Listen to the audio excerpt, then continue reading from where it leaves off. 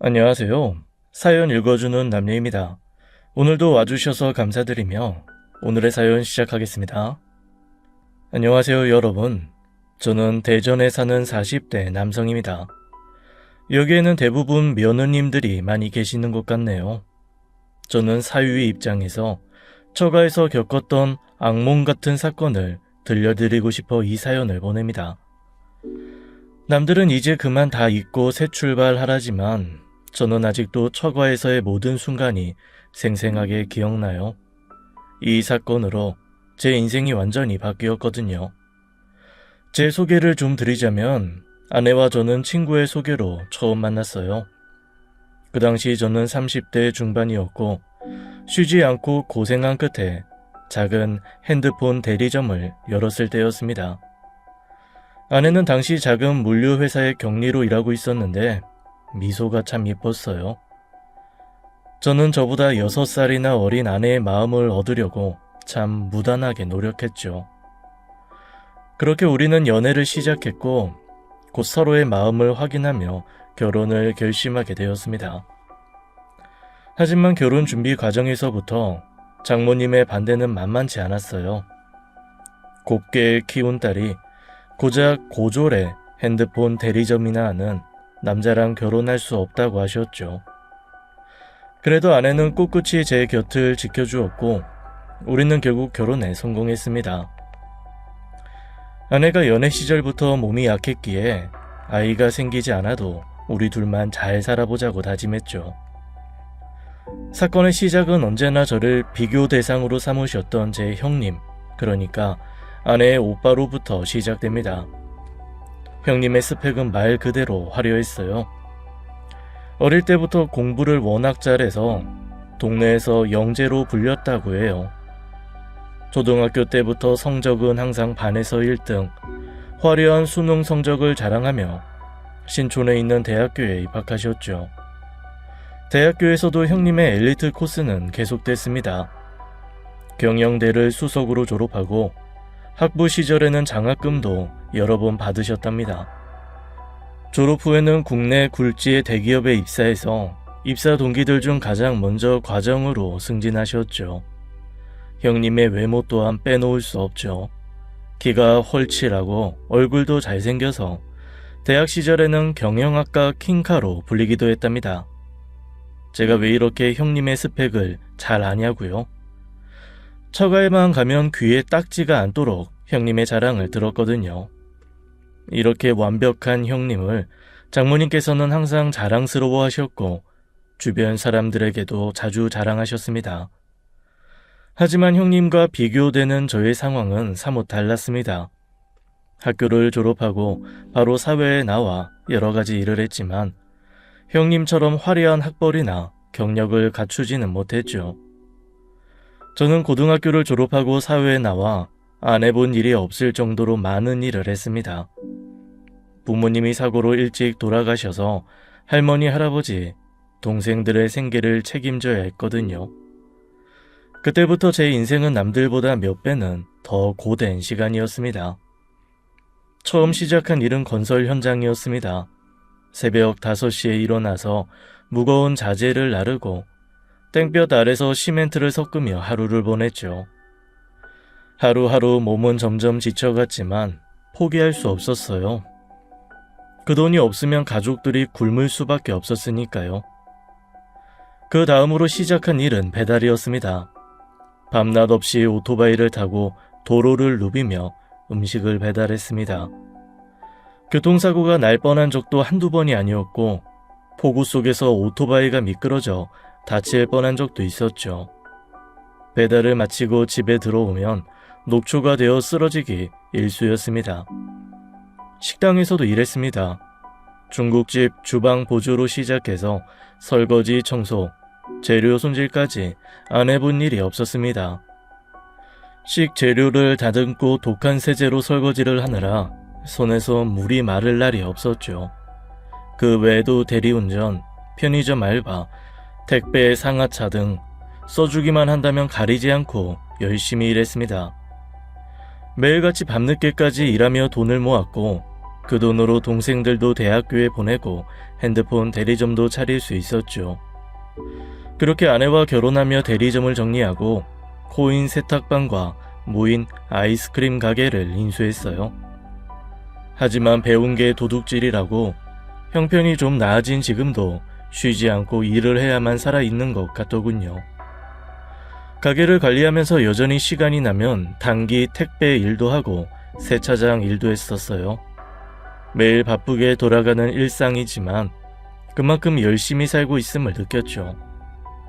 그렇게 살다 보니 결혼 5년 차에 저축으로만 1억 8천 가까이 모이더군요.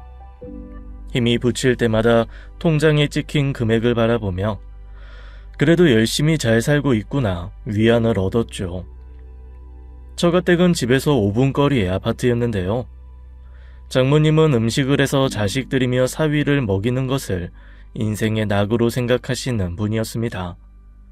일주일에 한 번 불러 모아서 밥을 같이 먹었죠.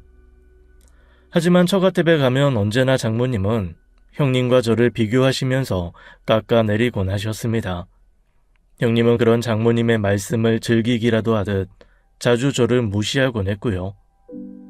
매제 40이 다 되도록 외국에 한 번도 안 가봤다며 여권도 없는 거 아니야?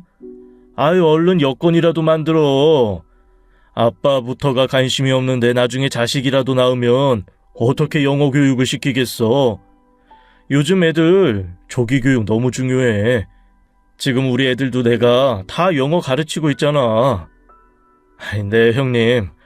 어쩌다 보니 사는 게 바빠서 여권 만들 시간도 없었네요. 그래, 우리 아들은 서울대 나와서 대기업 다니고 해외 연수까지 다녀왔는데 자네는 도대체 돈 버는 거 말고 뭘 했나? 해외는 그렇다 쳐도 아무리 그래도 젊은 사람이 대학교는 나왔어야지. 요즘 세상에 고졸이 말이 되는 소린가? 그러게요. 장모님 말씀 들으니까 그럴 걸 그랬어요. 아유 이 사람아, 지영이가 그러는데 무인 가게 하나 더 늘렸다며. 뭐하러 이렇게 힘들게 돈을 모으는 건데. 죽어서도 관에 돈 끌어안고 갈 거 아니잖아. 이렇게 돈돈 할 거면 적어도 지영이랑 신혼여행은 외국으로 갔었어야지. 네, 저희 부부는 신혼여행을 제주도로 갔었습니다. 비용도 비용인데 당시 막 열었던 세탁방을 봐줄 사람이 없어 오래 비울 수가 없었거든요. 형님이며 장모님께 그런 말을 들을 때마다 정말 자존심이 상했지만 다툴 수는 없었기에 꾹 참았습니다. 바보같이 허허 웃으며 넘기곤 했죠. 화려한 스펙을 자랑하는 형님과 비교되는 제 자신이 때로는 초라하게 느껴지기도 했어요. 그렇게 시간은 흘러 경기가 나빠지자 형님은 다니던 대기업에서 정리해고를 당하고 말았습니다. 당연히 처갓집은 난리가 났죠.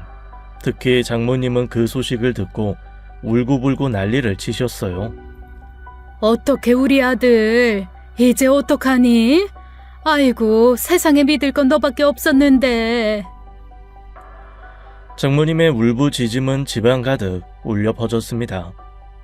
장모님은 거실 바닥에 주저앉아 눈물을 쏟아내며 형님을 부여잡고 흔들었어요. 형님과 형수님도 많이 힘들어 보였죠. 엄마 괜찮아. 내가 금방 다른 일 찾아볼게. 엄마가 이러면 제가 더 힘들어요. 형님은 새로운 직장을 찾기 위해 여러 군데 이력서를 넣어보았지만 매번 결과는 좋지 않은 것 같았습니다. 시간이 지날수록 형님의 얼굴은 수척해지고 장모님의 근심도 깊어만 갔죠. 그러던 중 형님이 갑자기 저를 찾아왔습니다. 매제, 혹시 나 좀 도와줄 수 있겠나? 형님, 제가 도울 수 있는 일이면 당연히 도와드려야죠. 무슨 일이신가요? 사실 내가 사업을 좀 시작해보려고 하는데 자금이 조금 부족해서 말이야. 형님이 이야기를 꺼내는 순간 제 마음속 깊은 곳에서 묘한 통쾌함이 밀려왔습니다.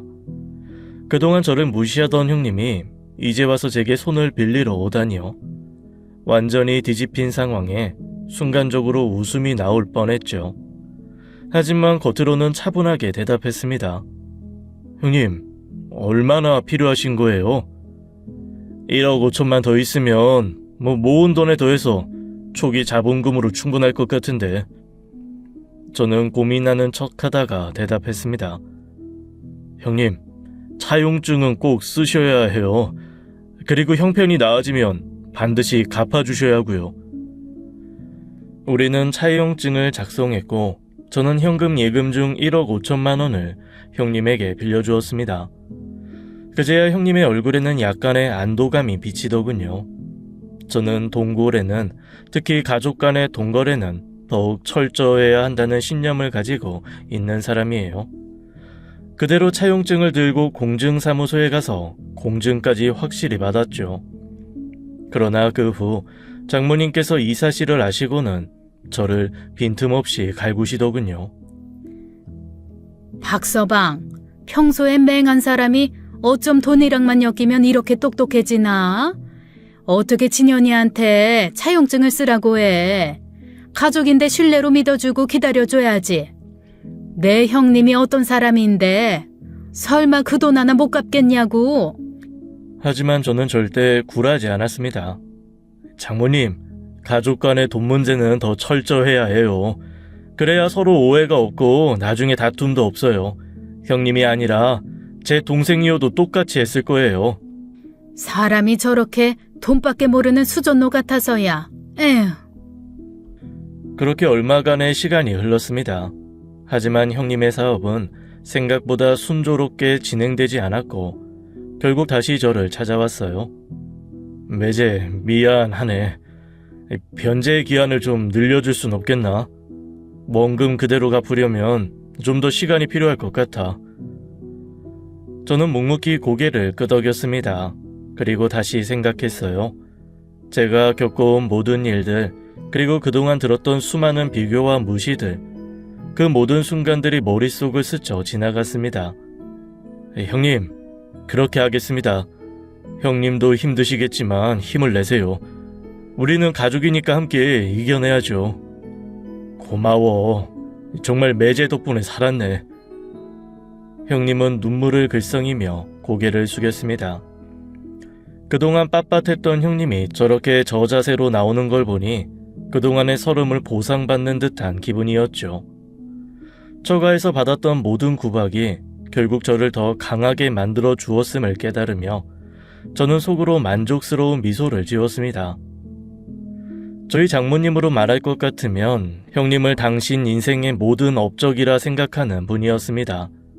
그런데 그런 형님이 덜 떨어졌다고 생각하는 저에게 아쉬운 소리를 하며 돈을 빌린 것이 장모님의 자존심을 제대로 건드린 것 같았습니다. 마치 제가 형님보다 나은 위치에 서 있는 것처럼 느껴지셨나 봅니다. 그 뒤로 장모님이 저를 대하시는 태도가 눈에 띄게 달라지기 시작했습니다. 처음에는 장모님과 장인 어른을 모시고 식당에 갈 때마다 박서방이 운전을 험하게 한다며 툴툴거리거나 처갓집에 보내드린 사과가 영 단맛은 없이 시큼하기만 하고 별로라며 불평하시는 정도였어요. 장모님이 워낙 깐깐하고 까다로운 성격이라 원래 그러신가 했습니다. 하지만 시간이 지날수록 구박이 쌓여가니 제 어떤 점이 그렇게 맘에 안 드시나 싶더라고요. 참다 못해 그 문제로 아내와 함께 대화를 나눴습니다. 여보, 이 장모님은 아직도 내가 마음에 안 차시나 봐. 우리 결혼할 때도 나 고졸이라고 3달을 꼬박 반대하셨잖아. 저는 속이 시끄러워 죽겠는데 아내는 얼굴에 팩을 붙이며 태연하게 대답하더군요. 에이, 엄마 원래 누구한테나 저러셔. 신경 쓰지 마. 그래도 병원 갈 때나 집에 뭐 고장나면 당신부터 부르잖아. 엄마도 당신 믿으니까 그러는 거야. 저는 아내의 말을 듣고 잠시 생각에 잠겼습니다. 믿음 때문이라니. 하지만 장모님의 태도는 도를 넘는 것 같았습니다. 그래도 여보, 그건 조금 다른 문제 같아. 매번 날 무시하는 것 같아. 잘해드리려고 애를 쓰는데 항상 나를 덜 떨어지고 부족한 사람 취급하시잖아. 이럴 때마다 내가 대학을 안 간 게 너무 사무치고 그래. 제가 침울해하자 아내는 살짝 미소 지으며 제 손을 잡았습니다. 여보, 내가 엄마한테 잘 말씀드릴게. 너무 마음 쓰지 마. 당신이 얼마나 성실하게 일하는지 내가 제일 잘 알잖아. 그 순간 아내의 말에 조금 위로가 되었습니다. 하지만 마음 한구석에는 여전히 장모님에 대한 섭섭함이 남아있었죠. 알았어, 여보. 그래도 당신이 내 편을 들어주니까 답답함이 좀 가라앉네. 앞으로 장모님께 더 잘해야겠어. 우리 결혼한 지도 6년이 넘어가는데 지성이면 감촌이라고 곧 마음을 열어주실 수도 있잖아. 아내는 제 말을 듣고 고개를 끄덕였습니다. 하지만 장모님의 태도는 쉽게 변하지 않았고 오히려 노골적으로 저를 마음에 안 들어 하셨습니다. 예전에는 단순히 저와 형님을 비교하는 정도였지만 이제는 대놓고 구박을 하셨고 저는 그런 장모님 눈에 들고 싶어서 정말 부더니도 애를 썼어요. 그러던 어느 날 저는 장모님 생신을 맞아 근사한 한우 소고기집을 예약했습니다. 가족들 모두 모여 기분 좋게 외식을 하기로 한 날이었죠. 가족들이 배부르게 먹으려면 지출이 클 게 분명했지만 그날만큼은 장모님께 잘 보이고 싶어 더 신경을 썼습니다. 인테리어부터 고급스러운 한우집이라 장모님도 기분이 좋으신 듯 보였어요. 하지만 식사가 시작되고 고기를 먹는 중에 장모님은 다시 불만을 표하셨습니다. 박서방, 내 정말 참다 말하네. 여기가 자네 일하던 공사판 한밭집이야? 왜 그렇게 쩝쩝 소리를 내면서 먹는 거야? 천천히 꼭꼭 씹어 먹어야지. 장모님의 날카로운 지적에 순간 테이블에 있던 모든 사람들의 대화가 멈췄습니다. 저는 당황해서 잠시 멈칫했지만 곧 넉살 좋게 웃으며 대답했습니다. 죄송합니다, 장모님. 제가 너무 배가 고파서 그만.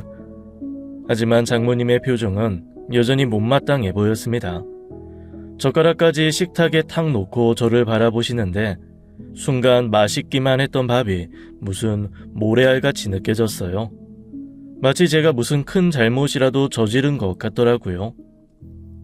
입을 다물고 먹으면 소리가 안 날 거 아니야. 그리고 누가 쫓아와? 왜 이리 허겁지겁 미련하게 입에 밀어넣는 거냐고. 식사 예절이 그렇게 어려워? 정말 못 배워서 그래, 못 배워서. 장모님의 날선 목소리에 밥을 먹던 저도 아내도 형님도 한마디도 못하는 상황을 바라보고 있었습니다. 저는 당황스러운 마음에 천천히 숟가락을 내려놓았고 아내는 그 순간을 참지 못하고 말했죠. 엄마, 정말 이 사람한테 너무 박한 거 아니에요? 왜 박서방만 갖고 그래요? 하지만 장모님은 딸의 말을 무시하고 저를 계속해서 몰아붙이셨어요. 지영아, 네 남편이니까 그렇지. 다른 사람 같았으면 벌써 겸상도 안 하고 문전박대했어. 며칠 굶은 사람처럼 허겁지겁 입속으로 때려 넣는데 이걸 두고 봐야겠니? 그리고 박서방, 네가 무슨 자격으로 우리 집 식구를 돕겠다고 나서? 형님이 사업을 한다는데 돈을 보태지 못할 망정 정없이 차용증을 써? 그게 무슨 말 같지도 않은 소리야? 그 순간 저는 알았습니다. 장모님의 분노의 화살은 본인의 잘난 아들이 땀을 뻘뻘 흘리며 고개를 숙이게 만든 차용증에 있었어요. 형님은 그 상황에도 입을 꾹 다물고 있더군요. 아내는 더 이상 참지 못하고 화를 내며 소리쳤습니다. 엄마, 생각해서 기껏 비싼 한우집 예약했는데 밥 잘 먹는 사람을 왜 면박을 주시는 거예요? 박서방이 평소에 얼마나 고생하는지 엄마도 아시잖아요.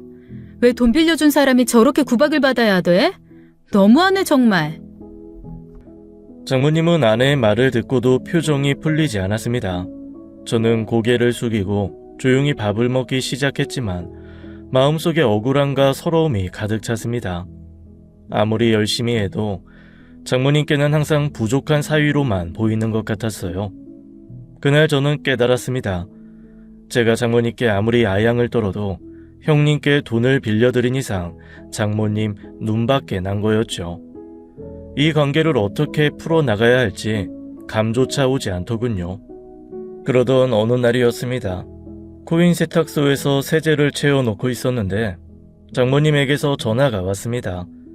핸드폰 화면에 뜬 장모님의 이름을 보고 잠시 망설였지만 곧 전화를 받았어요. 네, 장모님. 무슨 일이세요? 박서방, 케이블이 고장났는지 멀쩡하던 TV가 갑자기 안 나오네. 근데 박서방이 고치긴 힘들겠지? 진현이가 점심 먹으러 와서 집에 있긴 한데 지금 뭐 거래처랑 통화할 게 있다고 바쁜 것 같아서 말이야.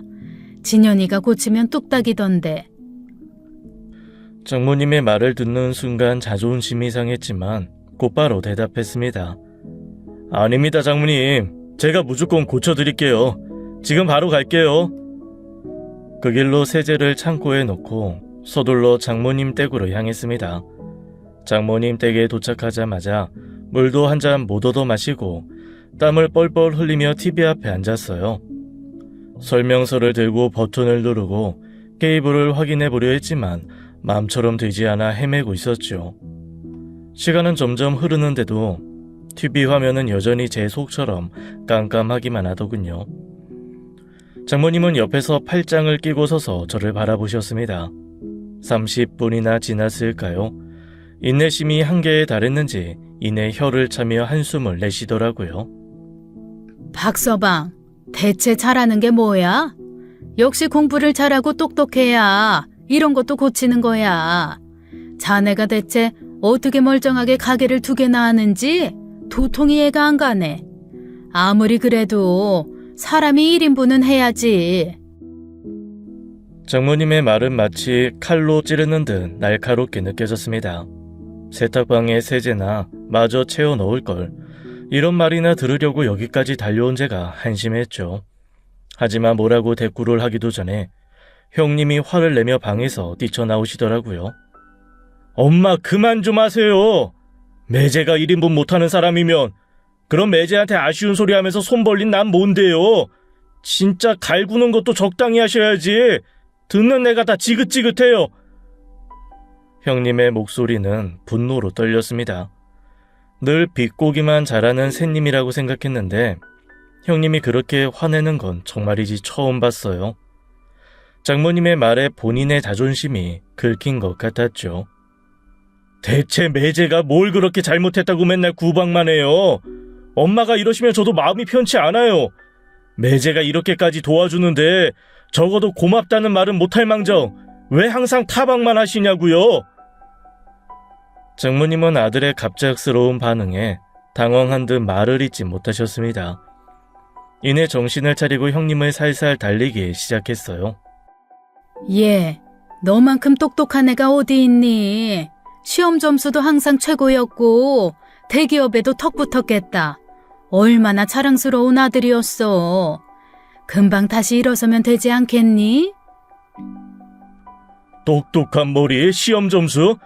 그런 거 다 소용없어요. 엄마, 적어도 장사머리는 매제가 저보다 훨씬 똑똑해요.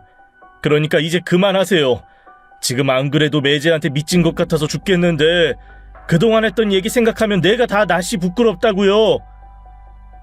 집안은 한동안 무거운 침묵에 휩싸였죠. 저는 그 상황을 바라보며 웃어야 할지 화를 내야 할지 몰라서 우두커니 서 있었습니다. 장모님은 적잖이 충격을 받으셨는지 그 뒤로 저를 봐도 입을 다무시더군요. 그렇게 생각지도 못한 방법으로 당분간 장모님의 구박에서 벗어날 수 있었어요. 어느 날 우연히 부동산에서 헐값에 나온 3층짜리 상가주택을 알게 되었습니다. 처음에는 하자 있는 건물인가 싶었는데 알고 보니 이전 주인이 급히 처분해야 하는 사정이 있더군요. 기회는 이때다 싶어서 바로 계약을 진행했죠. 건물 상태가 그리 좋지 않았기에 알고 지내던 인테리어 사장님께 부탁해 실속 있게 리모델링을 진행했습니다. 모든 공사가 마무리되자마자 세입자들이 들어오면서 금방 만실이 되었어요. 저와 아내는 확장 공사를 한 3층에 거주하고 1층과 2층은 세를 줬죠.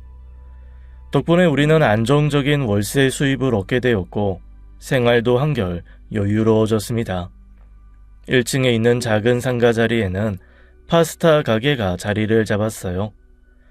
201호에는 수영 강사로 일하는 젊은 남자가, 202호에는 회사를 다니는 아가씨가 들어왔죠. 처음 받아보는 세입자에 그저 고맙고 벅차기만 했습니다. 저희 집에는 농장을 하는 지인들이 보내주는 사과나 배, 복숭아가 가끔씩 들어오곤 했는데요. 그럴 때마다 저는 그 과일들을 세입자들에게 나눠주고 싶은 마음에 고민했습니다. 어차피 2인 가족이라 다 먹지도 못하고 다 같이 나누며 지내면 좋을 것 같았거든요. 하지만 아내는 늘 저를 뜯어 말렸습니다. 여보, 요즘 그런 거 줬다가 먹고 탈라면 큰일 나잖아. 세입자들한테는 부담스러울 수도 있고 괜히 신경 쓰이게 하지 말자. 아내의 말에 설득당한 저는 결국 세입자들과 거리를 두고 지내기로 했습니다. 하지만 그러면서도 1층 상가 부부와는 자연스럽게 친해지게 되었죠. 1층에는 이태리로 유학까지 다녀왔다는 남 사장님과 수더분한 인상의 여 사장님이 운영하는 파스타 집이 있었는데요. 나이는 40대 후반에서 50대 초반 정도. 남 사장님은 주로 파스타를 만들거나 화덕 피자를 굽고 여 사장님은 서빙을 맡아 일하더군요. 몇 번 아내와 함께 가서 식사를 했는데 가게는 작고 소박했지만 메뉴마다 다 맛이 좋았습니다. 그렇게 좀 눈도장을 찍자 매일 아침 파스타집 앞을 지날 때면 사장님이 저를 붙들고는 말했죠. 아이고, 저희가 먹으려고 금방 구운 건데 사장님도 좀 드셔보세요. 아주 따뜻하고 맛있을 겁니다. 그러면서 어느새 따뜻한 빵을 속내 지어주곤 했습니다. 참 따뜻하고 열정 많은 부부였죠. 파스타집 내부는 작지만 아늑했고 벽에는 이태리에서 찍은 사진들이 걸려 있었습니다. 주방 한켠에 있는 커다란 화덕은 가게의 자랑이었어요.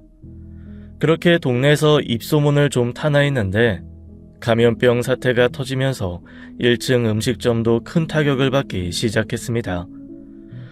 거리가 한산해지고 손님들의 발길이 뚝 끊기면서 가게는 조용해졌어요. 항상 주방에서 땀을 뻘뻘 흘리며 열심히 일하던 남 사장님은 이제 테이블에 멍하니 앉아있는 날이 많아졌습니다. 월세를 밀린 적이 없는 분들이었는데 사태가 심각해지고 난 뒤부터는 며칠씩 늦게 들어오더라고요. 부부의 어려움을 눈여겨본 저는 작게나마 도움을 주고 싶었어요. 아내와 상의한 끝에 아내도 동의해 주었습니다. 자기 생각이 그렇다면 그렇게 해. 우리가 조금이나마 도움 줄 수 있으면 좋겠네. 그렇게 1층 부부를 찾아가 당분간 월세를 면해주겠다고 전했습니다. 처음에 부부는 믿지 못하겠다는 듯 놀라더군요. 아이, 사장님, 정말이세요? 월세를 안 받으신다고요? 제가 무슨 말을 들은 건지 믿기지가 않네요. 네, 지금 상황이 너무 힘들잖아요. 당분간 월세는 신경 쓰지 마세요. 가게 운영에만 집중하세요. 저도 여기 파스타에 한번 입맛을 들였더니 다른 곳은 도저히 못 먹겠네요. 가게 문 안 닫고 계속 해주실 거죠? 저는 웃으며 대답했습니다. 마음고생을 많이 했는지 부쩍 얼굴에 살이 내린 여사장님은 눈물을 글썽이며 제 손을 꼭 잡았습니다. 사장님, 정말 감사해요. 저희에게 이런 은혜를 베풀어 주시다니. 안 그래도 장사가 너무 안 돼서 이번 달 월세값도 못 낼 판이고 가게를 내놔야 하나 고민하고 있었어요. 이 은혜는 평생 잊지 않을게요. 괜찮습니다. 지금은 서로 돕고 살아야죠. 이 사태도 금방 지나갈 거예요. 힘내세요. 1층 부부에게 작은 도움이 되고자 했던 말이었죠. 하지만 그 도움이 이런 식으로 돌아올지는 몰랐습니다. 어느 날 파스타집 여사장님이 저를 부르며 기니 할 말이 있다고 했어요. 저는 결국엔 가게를 내놓겠다는 말씀을 하나 싶어서 걱정되는 마음에 가게로 달려갔죠.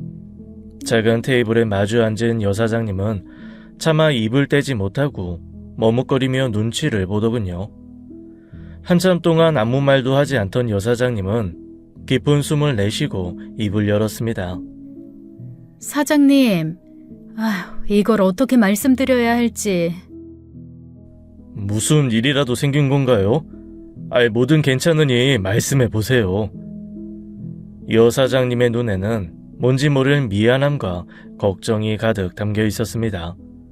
그 모습에 저도 괜히 긴장되었죠. 사장님, 정말 은혜를 많이 받았어요.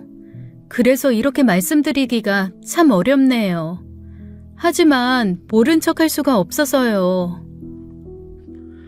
여사장님은 다시 말을 멈추고 주위를 두리번거리며 말을 망설였습니다. 눈빛은 점점 더 불안해 보였죠. 저는 여사장님의 손이 떨리고 있다는 것을 느꼈습니다. 무슨 일이신지 솔직하게 말씀해 주세요. 일단 말씀을 하셔야 저도 알죠. 저는 다정한 목소리로 여사장님을 안심시키려 노력했어요. 그리고 주저하던 여사장님의 입이 떨어지자마자 제 머릿속은 하얘졌습니다. 사장님 아내분이 2층 사는 총각이랑 내연관계인 것 같아요.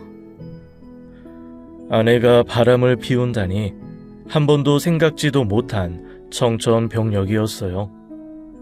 아내는 연애 때부터 늘 허리가 아파 울상이었습니다. 선천적으로 허리가 안 좋은 데다 운동 부족까지 악순환이었죠. 하지만 어느 날 동네 체육관에서 수영을 시작한 이후로 아내의 몸은 근육이 잡혀 탄탄해졌고 생기가 넘쳤습니다. 늘 허리가 아프다며 집에만 있던 아내가 옷도 사고 카페며 마트로 돌아다니기에 보기 좋다고 생각했어요. 어느 날 아내는 설레는 눈빛으로 말했습니다. 여보, 우리 대학 동기들 모임 있지? 걔들이 요즘엔 다들 골프를 치더라고.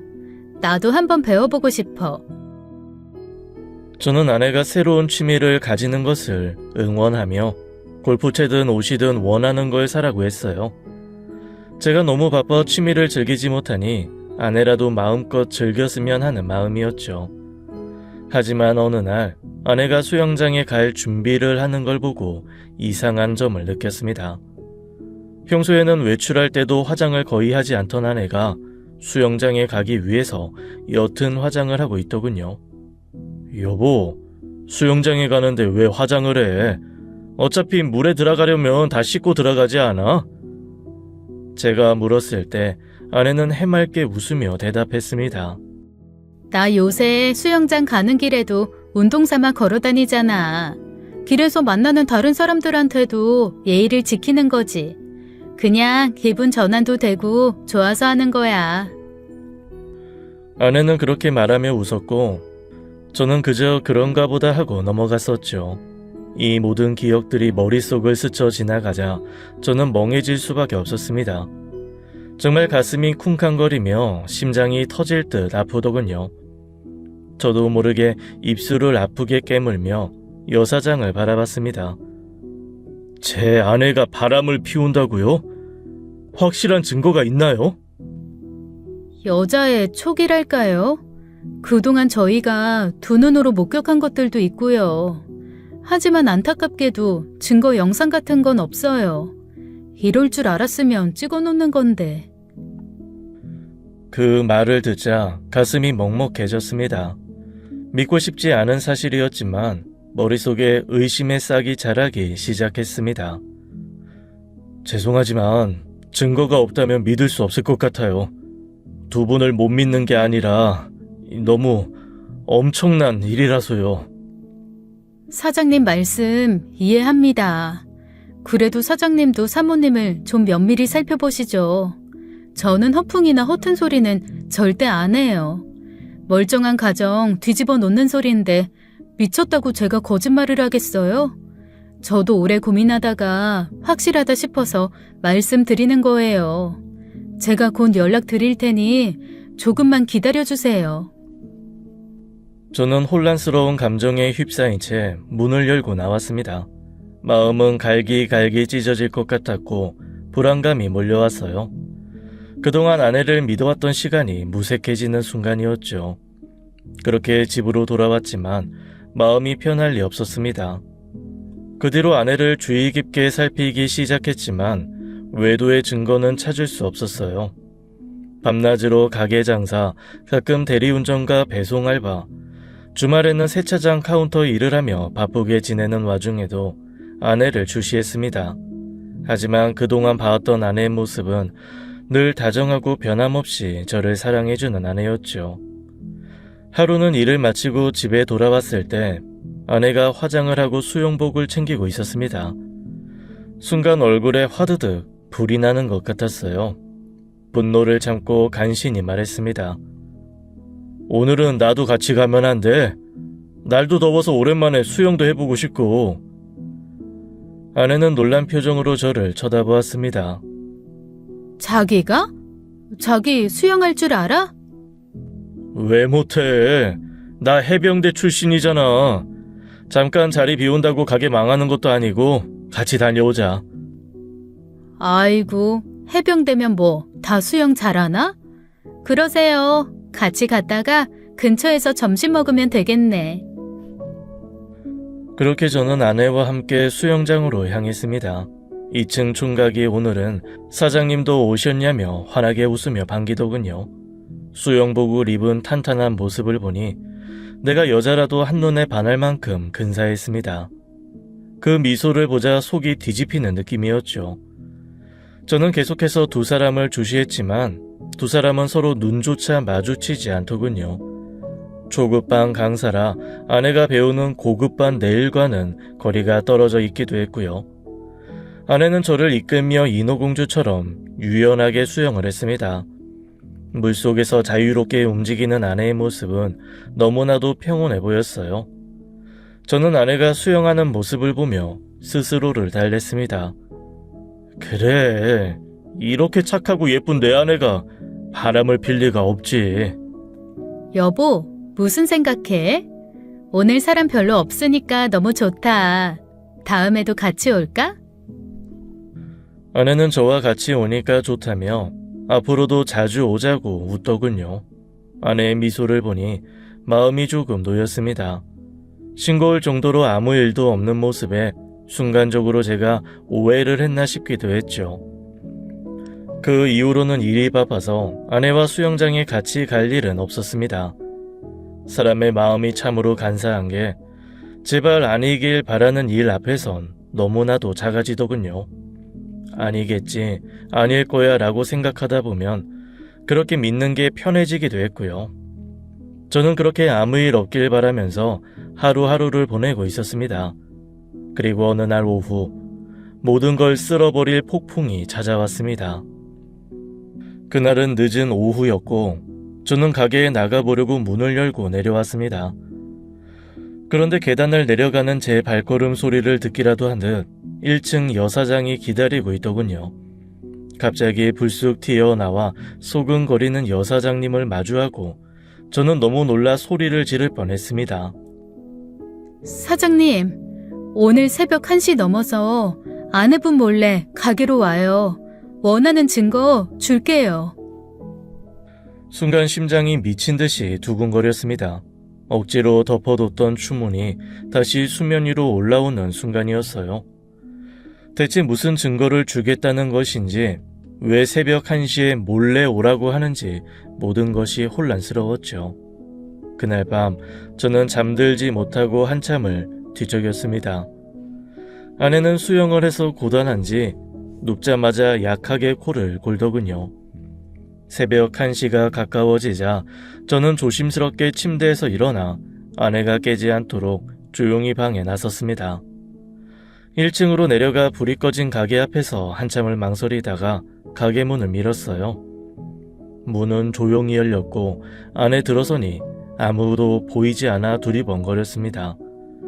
그때 주방 안에서 의자를 두고 쪼그려 앉아있는 1층 사장님들이 보였습니다. 아, 여기 계셨네요. 왜 이렇게 숨어 계셔요? 혹시라도 우리 셋이 만나는 걸 누가 보기라도 하면 사장님이 곤란해질까 봐요. 자, 여기 앉으세요. 우리 세 사람은 주방에 간이 의자를 두고 쪼그려 앉았습니다. 여사장은 곧 핸드폰에 있는 사진을 보여주기 시작했어요. 첫 번째 사진에는 운동복 차림의 아내가 2층 총각집으로 들어가는 뒷모습이 담겨 있었습니다. 저는 충격에 숨을 크게 들이쉬었어요. 아내는 익숙한 듯 문을 열고 들어가고 있었고 2층 총각은 문까지 나와 아내를 기다리고 있더군요. 두 번째 사진은 두 사람이 자전거를 타며 운동하는 모습이었습니다. 웃으며 나란히 자전거를 타고 있는 둘은 나이차가 10살은 남에도 불구하고 사이좋은 연인 같았어요. 한 장 한 장 넘길 때마다 얼굴이 화끈거리고 눈앞이 흐려졌습니다. 저에게는 세입자들과 가깝게 지내지 말라고 하더니 자기는 얼마나 가깝게 지냈는지 감도 잡히지 않았어요. 어쩌면 제가 알아챌까봐 일부러 거리를 두도록 시킨 건 아닌지 의심조차 들 정도였죠. 여사장님은 충격에 굳어버린 저에게 얼음물을 한 잔 주며 조심스럽게 말했습니다. 사장님, 일단 물 좀 한 잔 드세요. 아이고, 얼굴이 새하얗게 질리셨네. 저는 얼음물을 마시며 겨우 마음을 진정시키려 했지만 손의 떨림은 멈추지 않았습니다. 여사장님은 한숨을 쉬며 말을 이어갔습니다.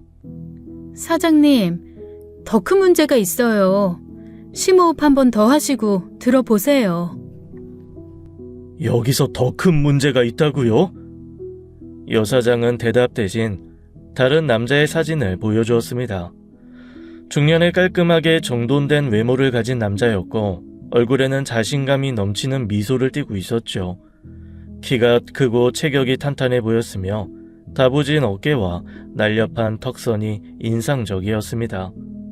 이 남자는 누구죠? 스크린 골프장 강사예요.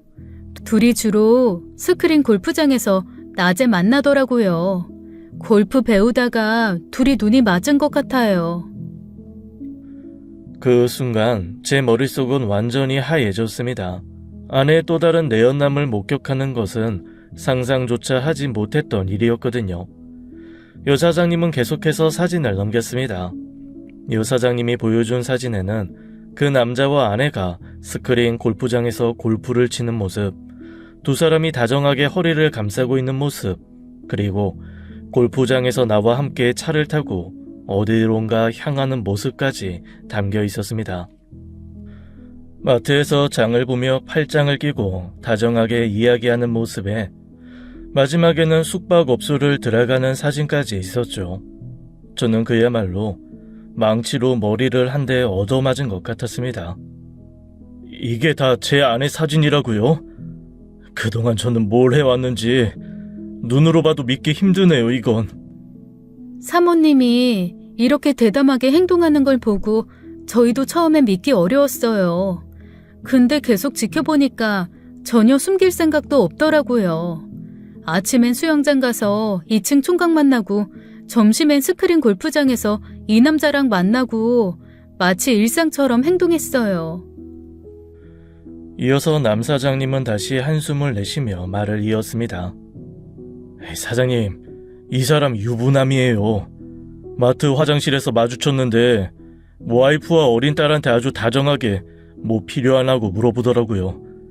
사모님도 알고 계시는 것 같은데 별 신경은 안 쓰시는 것 같더라고요. 저는 충격과 분노로 머릿속이 하얘졌습니다. 한 남자가 아닌 두 남자와, 그것도 10살은 어린 남자와 유부남을 상대로 불륜을 저지르고 있다니 모든 게 비현실적으로 느껴졌죠. 죄송합니다. 지금 머릿속이 너무 하얘져서 뭐라고 말씀드려야 할지도 모르겠어요. 두 분은 이런 자료를 대체 어떻게 모으신 거예요? 장사도 안 되겠다. 가게는 저한테 맡겨두고 남편이 정말 흥신소 직원처럼 한 달간 사모님 따라다녔어요. 저희 자식들이 알고 엄청나게 뜯어 말립디다. 남의 부부 일에 상관하지 말라고요. 들키면 감옥 갈 수도 있다고 하대요. 그래도 사장님이 그동안 저희한테 해주신 게 얼만데 이렇게라도 은혜 갚고 싶었어요. 저를 보는 여사장님의 눈은 진심으로 가득 차 있더군요. 남 사장님이 말을 이어갔습니다.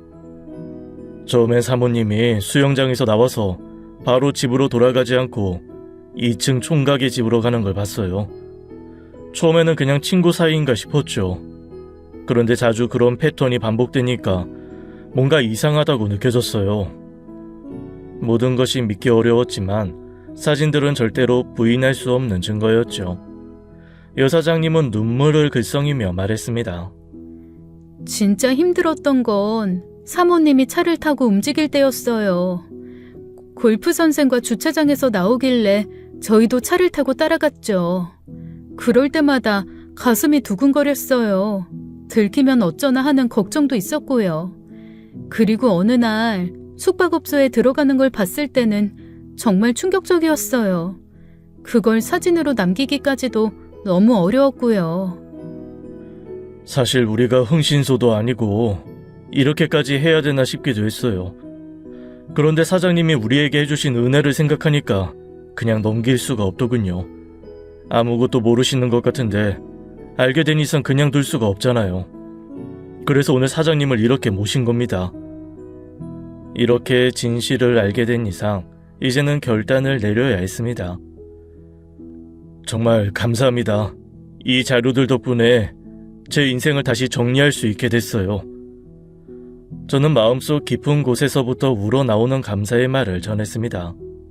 저를 위해 두 분이 위험도 무릅쓰고 이렇게까지 증거를 구해다 주셨는데 정말 제 인생의 은인이라고 해도 부족함이 없을 지경이었어요. 무슨 일이든 도와드릴게요. 사장님 너무 혼자 끙끙 앓지 마세요. 그래요. 우리가 있으니까 언제든 도움 필요하시면 말씀하세요. 친동생처럼 생각하고 도와드릴게요. 저는 두 분의 따뜻한 말에 고개를 끄덕이며 감사의 인사를 전하고 집으로 돌아갔습니다. 그날 밤은 지옥 같았습니다. 아내의 숨소리가 귓가에 들릴 때마다 배신감에 가슴이 들끓었어요. 아침이 오기만을 기다리며 저는 마음을 다잡았습니다. 다음날 뜬 눈으로 꼬박 밤을 지샌 저는 아내가 씻고 나오길 기다렸어요. 아내는 아무것도 모르고 머리를 말리며 향수를 뿌리더군요. 우리 얘기 좀 하자. 중요한 얘기야. 갑자기 무슨 얘긴데? 여보, 나 바빠. 오늘 오전부터 골프 수업 예약해놨어. 무슨 일인데 그래? 우리 이혼하자. 당신이랑 더 이상은 못 살겠어. 사람이 너무 화가 나면 냉정해지더군요. 제 입에서 나온 목소리였지만 저조차 낯설 정도로 차가웠습니다. 머리를 말리던 아내는 깜짝 놀라 헤어드라이기를 껐어요. 뭐? 그게 무슨 말이야? 이혼이라니. 장난치는 거지? 아내는 놀란 눈으로 저를 쳐다보며 무슨 일이냐고 묻더군요. 저는 그저 조용히 사진들을 내밀었습니다. 절대로 부인할 수 없는 증거들이었죠. 이걸 보면 무슨 말인지 알 것 같은데 수영 강사뿐만 아니라 골프장에서 만난 유부남까지 더 설명이 필요해? 아내는 사진을 보면서 한참을 얼굴이 불그락 푸르락 하더니 새된 목소리로 외쳤습니다. 설마 당신 나 따라다녔어? 이거 범죄야. 스토킹이야. 범죄라고? 하나도 아니고 두 남자와 불륜을 저지르는 사람이 범죄자일까? 아니면 와이프 불륜 증거 수집한 사람이 범죄자일까? 당신이랑 이제 더 이상 말도 섞기 지쳐. 우리 이만 갈라서자. 아내는 눈물을 글썽이며 저에게 다가왔습니다. 항상 애초로워 보이던 그 큰 눈도 이제는 다 가식으로 보였어요. 여보, 그게 아니야. 내가 잘못했어. 한 번만 용서해줘. 당신이 너무 바빠서 나한테 관심도 없었잖아. 그 사람들은 그냥 심심풀이로 잠깐 만난 것 뿐이야. 내가 당신을 사랑하지 않은 적은 한순간도 없어. 믿어줘. 사랑이라고? 그게 사랑이라고 할 수 있어? 내가 어떻게 이걸 보고도 널 용서할 수 있겠냐? 넌 나를 배신한 거야. 한 번도 아니고 두 번이나. 더 이상 우리 사이에 신뢰는 없어. 아내는 바닥에 주저앉아 흐느끼며 말했습니다. 연애와 결혼 생활 10년 동안 아내가 울 때마다 가슴이 찢어지는 듯 아팠던 저인데 눈물을 봐도 아무 감정이 안 들더군요. 제발 한 번만 더 기회를 줘. 내가 잘못했어. 바로 정리하고 다시는 안 만날게. 우리 이제 준비해서 아이도 갖자. 그러면 다시 시작할 수 있어. 그 순간 저희 결혼 생활은 끝이 났다는 것을 직감했습니다. 아이는 싫다고 둘만 잘 살면 된다고 그렇게 우겼던 사람이 아이 타령이라니 정말 벼랑 끝같이 몰렸나 싶었죠. 하지만 제 마음은 이미 돌아설 대로 돌아서 있었습니다. 사랑 없는 부모 사이에서 나온 아이가 행복할 것 같아? 서류 보낼 테니까 받아. 그게 너와 나 모두를 위한 길이야. 아니야. 나는 이혼 안 해. 아니, 못해. 여기서 더 가면 당신만 힘들어. 일주일 시간 줄 테니 아래층 남자도 내보내고 당신도 이 집에서 짐 싸서 나가. 일주일 후에도 똑같은 상황이면 법적으로 대응할게. 아내는 절규했지만 저는 더 이상 아내를 바라보지 않고 방을 나갔습니다. 저는 집 밖으로 나와 차가운 밤 공기를 깊이 들이마시며 생각했어요. 이제는 이 혼란스러운 감정들을 정리하고 앞으로 나아가야 할 시간이었죠. 이 모든 과정을 통해 저는 결국 진실을 마주했고 더 이상 속고 살지 않기로 결심했습니다. 저는 집을 나와 당분간 지낼 거처를 구했습니다.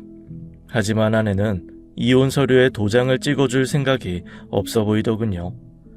장문에 메시지를 보내고 통화가 연결되면 그저 눈물을 흘리며 저에게 용서만을 빌 뿐이었죠. 저는 결국 최후의 수단으로 처갓집에 가서 아내의 외도를 알리기로 결심했습니다. 벨을 누르자 장모님과 장인어른이 화들짝 놀라 문을 여셨죠. 아이 박서방 무슨 일이야? 지영이는 전화만 하면 무슨 일인지 얘기도 안 하고 울기만 하고 둘이 싸운 게야. 일단 여기 앉게.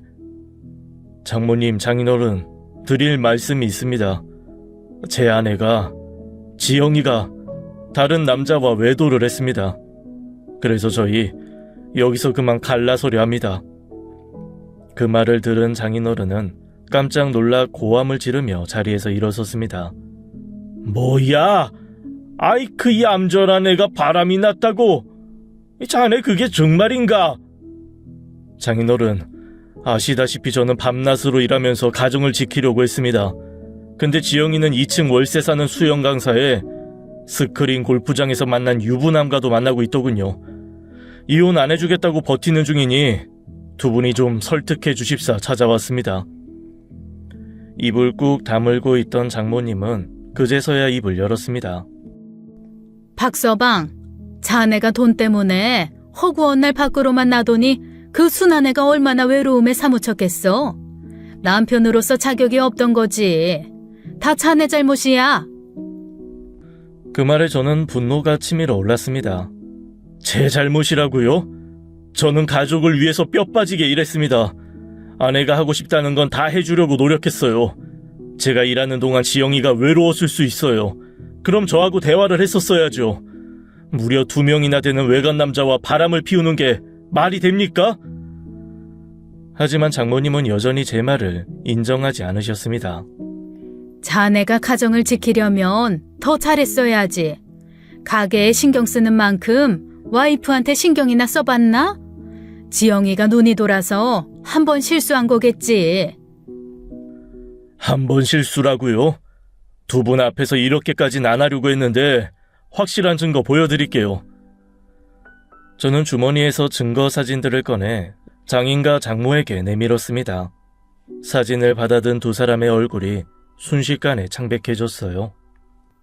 박서방, 이게 다 뭐야? 이걸 지금 따라다니면서 찍은 거야? 자네 정말 몹쓸 사람이구먼. 이거야말로 불법 아니야? 아이 당신 조용히 못해. 박서방, 우리 딸이 그런 짓을 했다는 게 정말 부끄럽고 미안하네. 장모님이 막무가내인 줄 알았지만 생각보다 더 정신 나간 노인네였습니다. 사진을 봤음에도 멈추지 않고 저를 비난하더군요. 돈밖에 모르는 수저 노인 자네 삶을 돌아봐야지. 다른 남자 만나는 와이프 따라다니면서 사진 찍은 게 자랑이야? 사내 놈이면 다시 잡아올 생각을 해야지. 장모의 말도 안 되는 헛소리에 저는 더 이상 참을 수 없었습니다. 마지막으로 쥐고 있던 카드를 꺼내들었죠. 장모님, 그걸 아셔야죠. 그 독한 수전노가 번 돈이요. 다 당신 아들한테 갔어요. 이제 저도 더 이상 못 참겠습니다. 차용증에 썼던 변제 기한도 지났는데 형님께 당장 돈 받아내야겠어요. 뭐라고? 자네 아무리 그래도 가족끼리 그러는 거 아니야. 내가 방금 심하게 말한 건 사과함세, 응? 아니요. 피도 한 방울 안 섞였는걸요. 이제 이혼 도장 찍으면 가족도 아니죠. 장모님, 그동안 정을 생각해서 마지막으로 기회 드릴게요. 지영이 설득해서 이혼 서류 도장 찍고 형님께도 돈 갚으라고 하세요. 그동안 제가 당한 서름, 이제는 끝내고 싶습니다. 제 단호한 표정에 장모님은 할 말을 잃은 채 저를 바라보았고 장인어른은 깊은 한숨을 쉬며 고개를 숙이더군요. 저는 그 집을 나서며 모든 것을 정리할 결심을 굳혔습니다.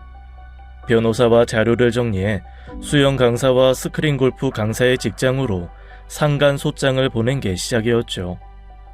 장모님 말대로 저는 돈밖에 모르는 사람이라 두 사람한테 어떻게든 보상을 받아내야 직성이 풀릴 것 같았거든요. 결과는 당연히 승소였죠.